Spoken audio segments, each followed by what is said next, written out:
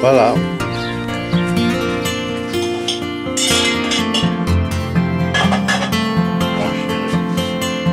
Belle journée qui s'annonce. Eh ben, on a des cerises aujourd'hui.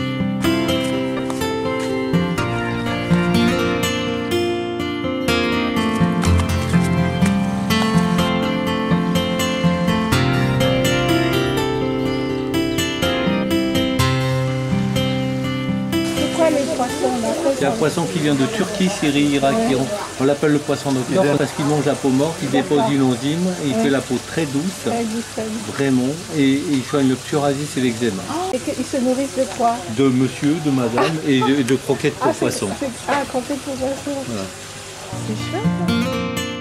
Ignorant des traditions locales, à quelques jours près, Cannelle et moi venons de manquer la grande fête de l'année, de renommée internationale. La semaine dernière, les 24 et 25 mai, ont eu lieu la procession à la mer de Sarah, la patronne des Gitans, et la procession des Saintes Marie Jacobée et Salomé. Ces fêtes remontent au Moyen-Âge et leur cérémonial est toujours le même.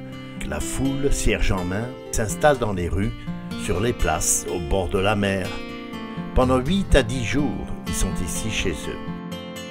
L'église des Saintes Maries de la Mer accueille plusieurs fois par an des pèlerinages roms, manouches, tziganes et gitans des 4 coins de l'Europe. Ils y viennent pour acclamer leur sainte Sarah la Noire.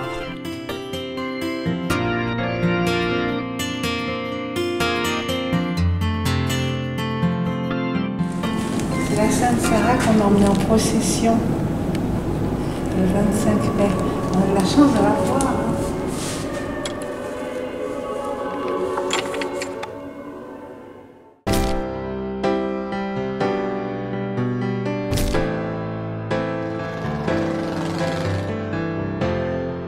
À la mémoire de son royal fondateur, Aigues-Mortes est à jamais reconnaissante de Louis IX, dit Saint-Louis de France, qui érigea cet imposant rempart autour de la ville. Il reçut la croix en cette église pour ses victoires aux croisades de 1248 et 1210. La réputation justifiée de Louis IX comme justicier exemplaire fut bien moins glorieuse comme leader des croisés et de l'Inquisition.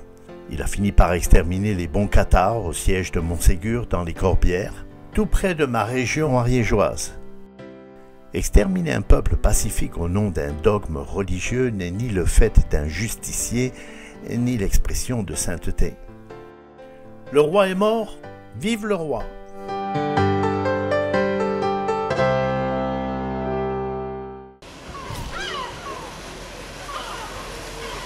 Encore un roi? Oui, mais pas le même, me dit-on. C'est Henri IV qui aurait aménagé une brèche du Rhône dans le cordon littoral. On appelait ça un gros. Il a fait édifier 2 moles de pierre pour protéger le gros des ensablements. En gros, c'est ce que j'ai cru comprendre.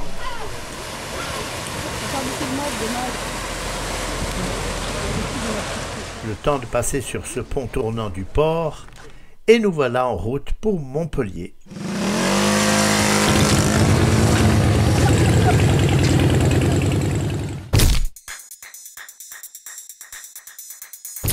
Nous revoici de passage dans la ville de mon enfance, Montpellier. Voici le lycée Joffre où j'ai beaucoup rigolé et peu étudié. La place Chabanot, le repère où on se retrouvait avec mes potes dans les années 70. La préfecture de l'Hérault et dans une ruelle derrière elle, c'est là que se cache mon frère Laurent. Vous pouvez mettre une armoire. Les chaussures, tout serait rangé. Mais sinon, les chemises, ça va. Alors tu viens d'acheter celle-ci. Les deux et même celle-là aussi. Ah, non, il y a un sommier. Ah, il y a un sommier, on dirait pas. Ouais, mais un petit sommier. Ah oui, oh non, c'est pas un sommier parce que... Si, c'est un sommier, il y a des lattes plus pratiques. Qui vont, ça c'est un peu... Pour ne pas les voir. Pas bon effet, mais... ils viennent pas. Dis-moi, c'est génial. Oui, il est vachement classe ce buffet. Ouais. Billet. Et Sabine Abizema. Ouais. Ben, c'est le 7 juin que ça sort. Le 7 juin prochain, vous ne pouvez pas le savoir, Laurent connaîtra l'illumination à Rome, comme on l'apprendra sur WhatsApp. Canel et moi, on se contente de la cathédrale Saint-Pierre de Montpellier, dont le porche d'entrée est unique en son genre.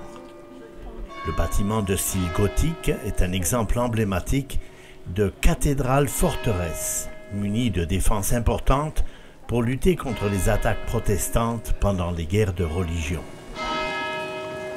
La cathédrale possède pas moins de 7 cloches, dont 3 pour l'horloge civile et 4 pour la volée. Les cloches de volée sont logées dans la tour ouest, dont le bourdon qui donne la note sol. Il se nomme François, comme moi, mais pèse un peu plus lourd avec ses 4 tonnes.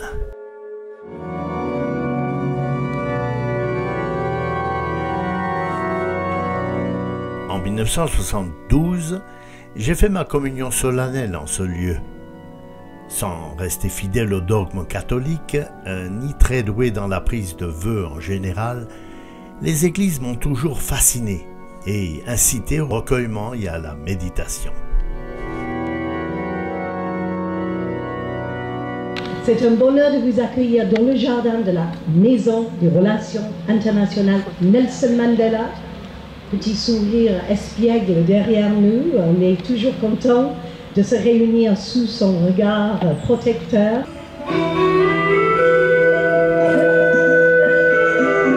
On passe une belle soirée italienne avec nos amis Catherine et Jean-Luc Turlure, qui ont la gentillesse de nous accueillir chez eux pendant le week-end. Oh la vache, vite, vite, vite! Ah, c'était quoi tout ça? Oh, regarde! Comme c'est leur anniversaire de mariage, ça s'arrose. 11 ans de mariage. Ben, 11 ans, ça commence à faire. Hein. Ah bah oui, hein! Jean-Luc Turlure est un artiste peintre à succès qui expose sur tous les continents et représente la France à de grandes expositions. Artiste plasticien, Jean-Luc utilise tous les supports. Il fut commissionné pour sculpter entre autres le trophée de Miss France 1991 et un monument pour la paix au Burkina Faso. René Pujalt et moi étions en classe de 3e au lycée Joffre. Ça devait être en 1975. À 15 ans, on a joué dans notre premier groupe et assisté au plus grand concert de rock de l'époque. On a même eu le privilège de voir les dernières légendes du jazz, comme Count Basie, Ella Fitzgerald et Dizzy Gillespie, peu avant leur disparition.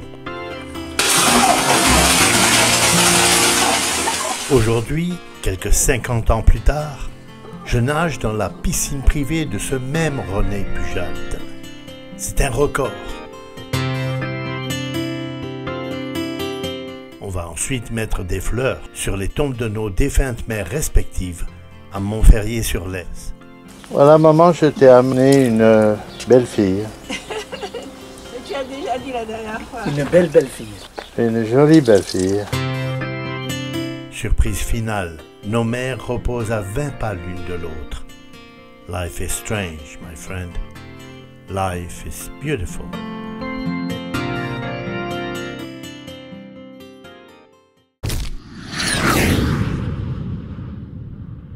Et voilà, le tour est joué. On sait qu'on serait là. C'est Chouchila, plage? Chichoulet. Chichoulet, plage.